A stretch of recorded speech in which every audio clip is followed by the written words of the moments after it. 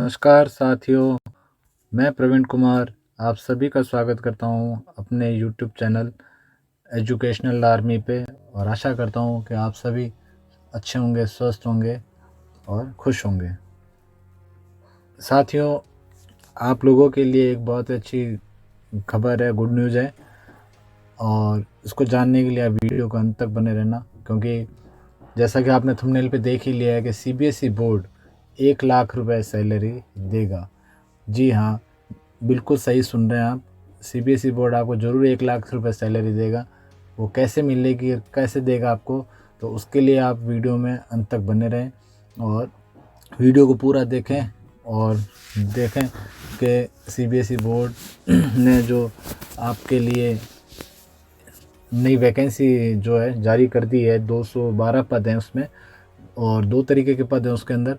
तो कैसे क्या भर्ती की प्रक्रिया रहेगी सीबीएसई बोर्ड के द्वारा, तो उसको हम क्या है कि आज है ना दोस्तों जानेंगे। तो वीडियो के अंत तक बने रहना और वीडियो को पूरे अच्छी तरीके से वॉच करना, ताकि आपको भर्ती प्रक्रिया से संबंधित फॉर्म भरने में कोई दिक्कत ना हो। और एक बार आप इस वीडियो को पूरा अच्छे से देख लेंगे तो आपको किसी प्रकार की कोई दिक्कत नहीं रहेगी। तो आइए शुरू करते हैं साथियों। जैसा कि आप देख रहे हैं कि सीबीएसई बोर्ड ने superintendent and junior assistant recruitment 2025 के लिए क्या है कि आवेदन की प्रक्रिया को शुरू कर दिया साथियों। ठीक है, तो इसमें क्या है कि उसने 2 तरीके के पद निकाले।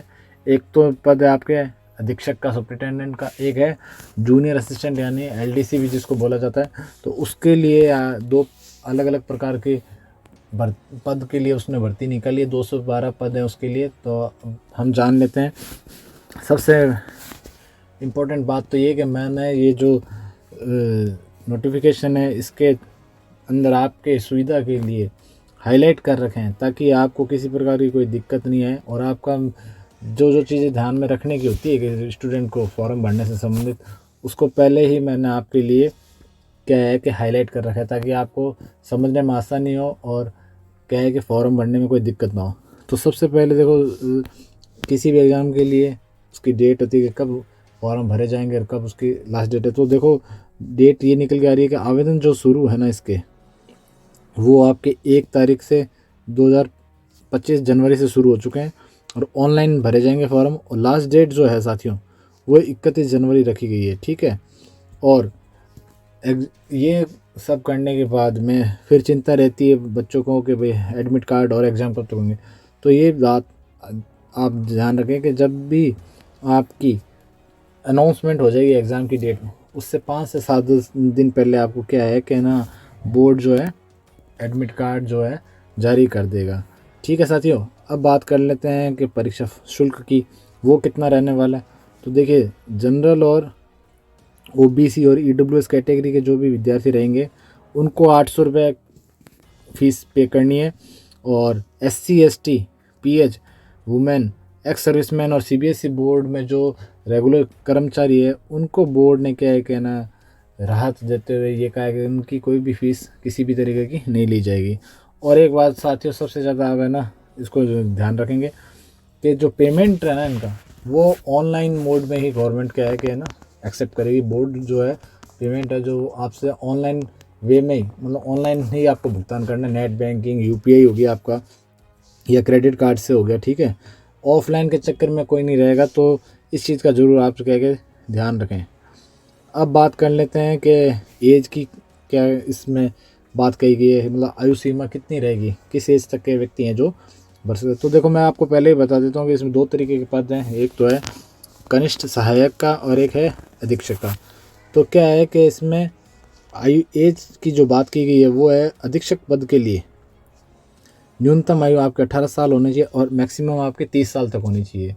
ठीक है, और जो कनिष्ठ सहायक है एलडीसी, उसके लिए न्यूनतम आयु आपके 18 वर्ष चाहिए और मैक्सिमम आपके 27 वर्ष चाहिए।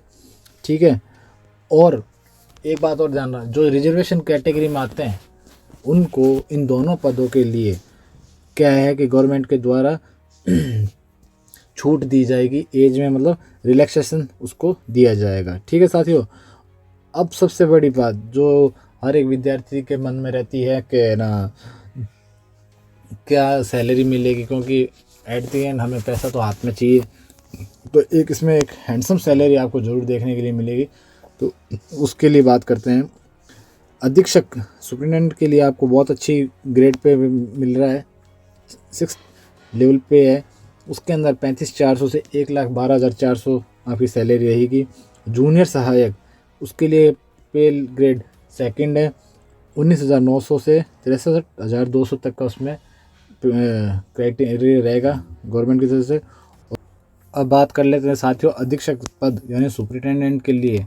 इसमें 142 पद रखे गए हैं और उसके लिए आपकी योग्यता क्या रहेगी कि किसी भी मान्यता प्राप्त विद्यालय से आपको क्या है कि ग्रेजुएशन की उसमें डिग्री चाहिए होगी। मतलब आप बीए हैं, एमए किए, बीए किए हुए हैं या बीकॉम किए हुए हैं या बीएससी किए हुए हैं या किसी भी और सब्जेक्ट से आपने स्नातक की डिग्री हासिल की हुई है, तो उसमें आप योग्य रहेंगे। ठीक है साथियों। और दूसरी योग्यता क्या है इसके लिए, अगर आप पास हो जाते हैं पहले स्तर में एग्ज़ाम के, तो आपके दूसरे स्तर में फिर पेपर होगा डिस्क्रिप्टिव का। उसके बाद आपका कंप्यूटर पर टाइपिंग टेस्ट होगा जिसको योग्यता टेस्ट भी बोला जाता है।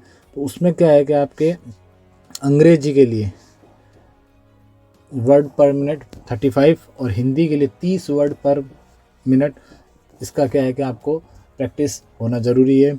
और जूनियर सहायक यानी एलडीसी या कनिष्ठ सहायक के लिए 70 पद हैं। उसके लिए क्या योग्यता है कि भारत में किसी भी बोर्ड से आपने अगर मान्यता प्राप्त 12th की भी है या 12वीं की भी है, तो आप इस फार्म को इस पद के लिए भर सकते हैं।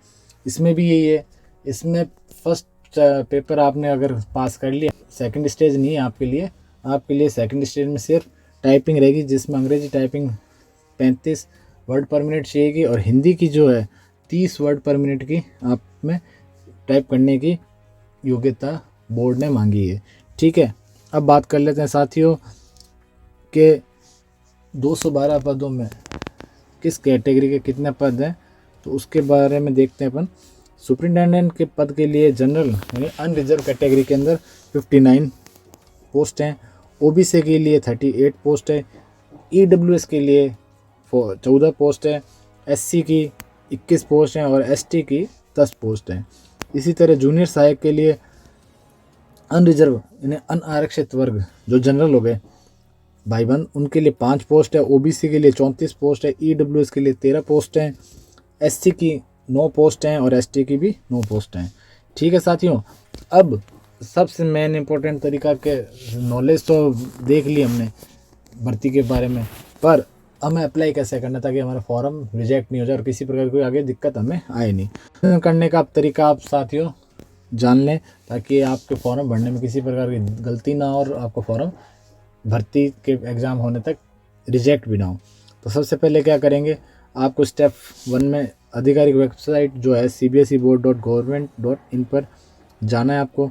उसके होम पेज पर आपको अधीक्षक और जूनियर सहायक भर्ती 2025 के लिंक पर क्लिक करना है कि आप किस पोस्ट के लिए एप्लीकेबल हैं या किस पोस्ट के लिए आप अप्लाई करना चाहते हैं, सुपरिटेंडेंट के लिए या फिर जूनियर असिस्टेंट के लिए।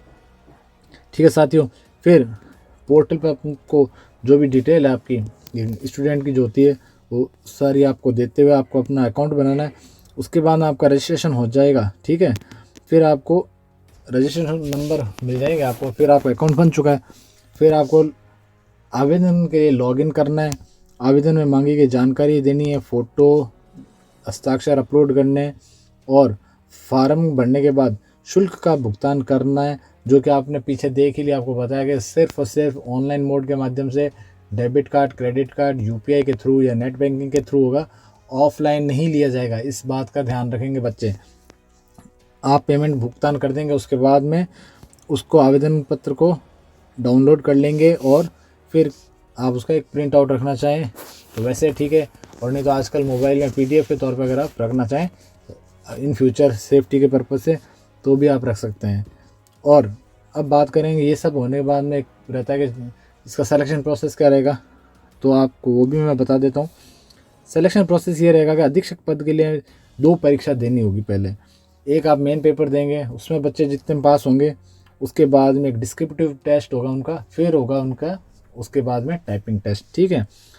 और MCQ तरीके के सवाल पूछे जाएंगे, ये लिखा हुआ है देख लो इसमें। और टियर सेकंड में वर्णनात्मक लिखित परीक्षा यानी डिस्क्रिप्टिव, मैंने आपको जैसे बताया कि उसके एग्ज़ाम होने के बाद में फिर आपको टाइपिंग टेस्ट में शामिल किया जाएगा। और इसमें भी एक बात ध्यान रखेंगे, 1:10 के रेशियो में यानी शॉर्ट लिस्ट किया जाएगा उन बच्चों को जो फर्स्ट पेपर पास कर लेंगे, फिर डिस्क्रिप्टिव सेकंड पेपर पास कर लेंगे, और फिर जो टाइप के लिए योग्य होंगे अधीक्षक पद के लिए, ठीक है।